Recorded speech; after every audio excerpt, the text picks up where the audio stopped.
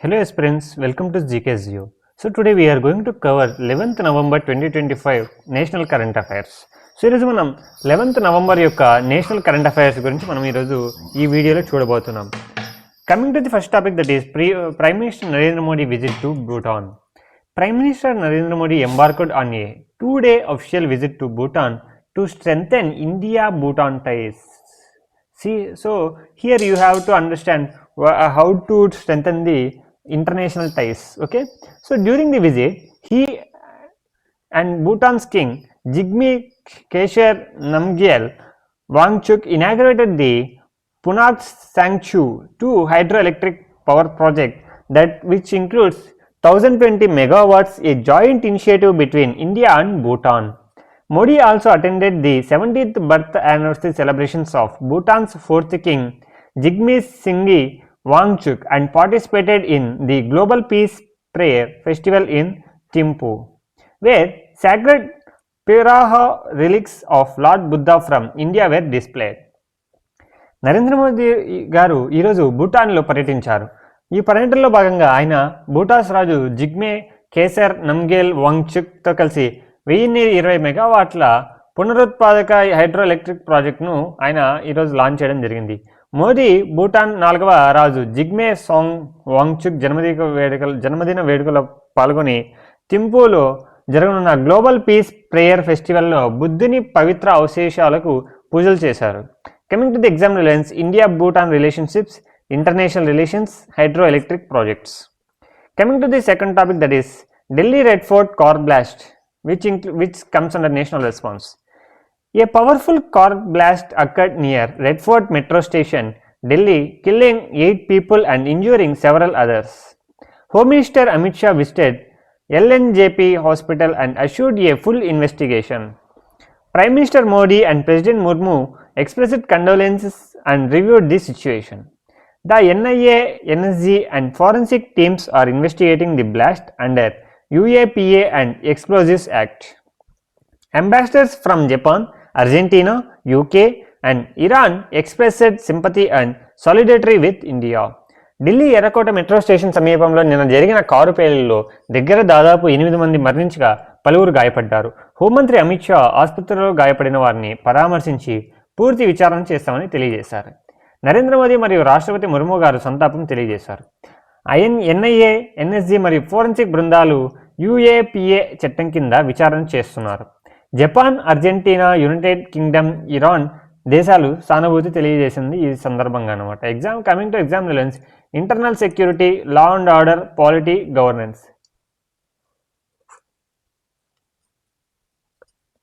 Coming to the third topic, that is Bihar Assembly elections, second phase polling.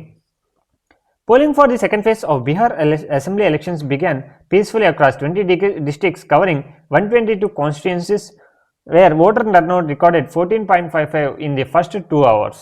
Over 3.7 crore voters, including 1.8 crore women, are eligible to vote. Strict security arrangements are in place, especially along the India-Nepal border.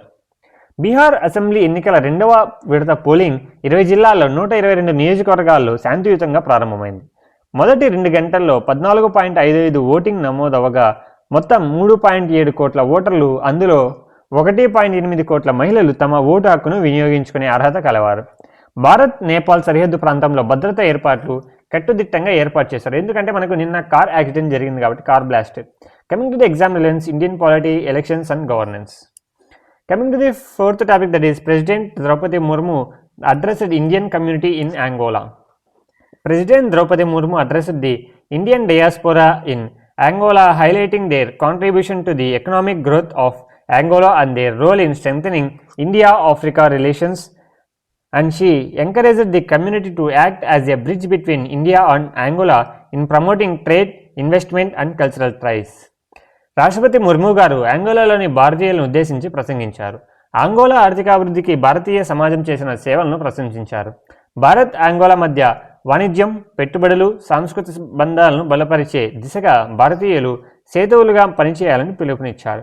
Coming to the exam relevance, India African relations, diaspora policy and international relations. Coming to the fifth topic, that is India wins gold in ISSF world shooting championship. In Cairo, Samrat Rana won gold medal in men's 10 meters air pistol event, becoming the first Indian to win an individual air pistol world title. Varun Tomar won bronze and both shooters led India to a team gold. India's total medals count rose to 9, which includes 3 gold, 3 silver, 3 bronze. Second only to China. ఈజిప్ట్లోని కైరోలో జరిగిన ISF shooting ప్రపంచ ఛాంపియన్షిప్లో భాగంగా shooter సమ్రాట్ రాణా 10 మీటర్ల air pistol విభాగంలో బంగారు పథకం గెలుచుకున్నారు. వరుణ్ తోమర్ కాంస్య పథకం సాధించగా ఇద్దరు కలిసి జట్టు స్వర్ణం గెలిపించారు.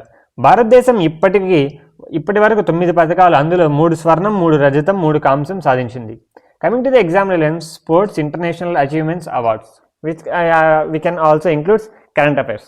Okay, so today we covered nearly 5 topics. మనకు ఇంటర్నేషనల్ టైస్ అనేది ఈ మధ్య ఎక్కువ జరుగుతుంది. మనకు పిఎం మోడీ గారు ఈ భూటాన్ రిలేషన్ టైస్ కానీ, మనకు ప్రెసిడెంట్ ముర్ము గారు ఆఫ్రికా నేషన్స్తో టైస్ కానీ, యాంగోలా టైస్ కానీ చాలా important exam point of view వచ్చే కొద్దిగా కరెంట్ అఫైర్స్ కూడా అనమాట. సో ఇది విషయము. ఇంకా మనము ఈ జియోగ్రఫీ సిరీస్లో భాగంగా మనకు జియోగ్రఫీ సిరీస్ ప్రారంభించాము. అందులో స్టార్టింగ్ నుంచి ఎండింగ్ వరకు మనం అప్లోడ్ చేయడం జరుగుతుంది. మీకు ఏమైనా డౌట్స్ కానీ సజెషన్స్ కానీ ఉంటే మనకు కామెంట్స్ రూపంలో తెలియజేయండి ఆ వీడియో చూసి. ఆ వీడియోని మీకు నచ్చినట్లయితే లైక్, సబ్స్క్రైబ్ అండ్ షేర్ చేయండి. Hope you understand. ఈ వీడియో కూడా మీకు అలానే అనిపిస్తే సేమ్ అదే చేయండి, కామెంట్ చేయండి. Hope you understand. Thank you. Have a nice day.